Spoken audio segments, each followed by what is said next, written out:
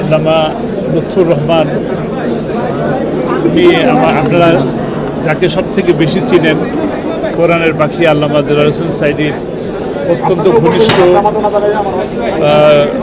সহযোগী এবং সফর সঙ্গী, এবং একই সাথে ওনারা শত শত হাজার হাজার মাহফিলে একই মঞ্চে ওনারা বক্তব্য রেখেছেন। দুজনই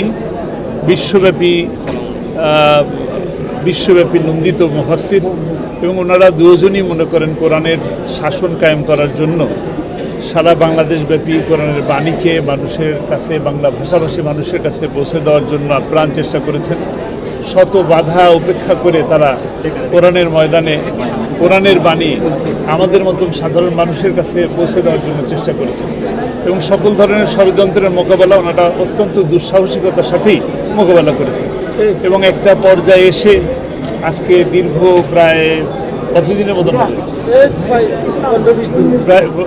প্রায় 20 দিনের মতন তিনি অসুস্থ থেকে হাসপাতালে থাকলেন।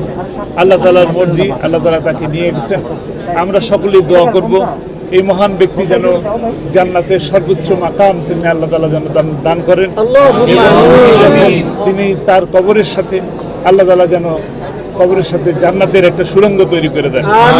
এই যে শূন্য স্থান তৈরি হলো, আল্লাহ যেন তার পরিবার থেকে অথবা তার প্রতিষ্ঠান থেকে একজন যোগ্য এরকম আলেম যেন আল্লাহ তাআলা আবারও এই বাংলার মাটিতে সৃষ্টি করে দেন। এই আলেম তৈরি করতে পারেন, আলেমদের প্রতি মানুষের ভালোবাসা তৈরি করতে পারেন একমাত্র আল্লাহ যেন এই শূন্য স্থান যেন আল্লাহ তাআলা না রাখেন। আমাদের সকলকে তার দেখানো পথে চলার তৌফিক দান করুন। ওয়া মা তৌফিক ইল্লা বিল্লাহ। আসসালামু আলাইকুম ওয়া রাহমাতুল্লাহ। আসসালামু আলাইকুম বন্ধুরা, বাংলাদেশের বিখ্যাত মাওলানা মরহুম হযরত মাওলানা আল্লামা লুৎফুর রহমান সাহেব এই জগতে শপথ ত্যাগ করে পরজগতে পাড়ি দিয়েছেন।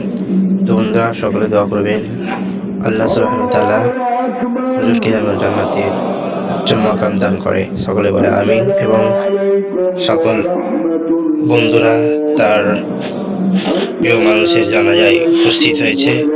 তো দেখতে পাচ্ছি হাজারো মানুষের জন্য হয়েছে। বন্ধুরা, প্রিয় হুজুরের জন্য সকলে দোয়া করবেন। বন্ধুরা, আপনারা ভালো থাকবেন, সুস্থ থাকবেন, সতর্ক থাকবেন। আসসালামু আলাইকুম ওয়া রাহমাতুল্লাহ।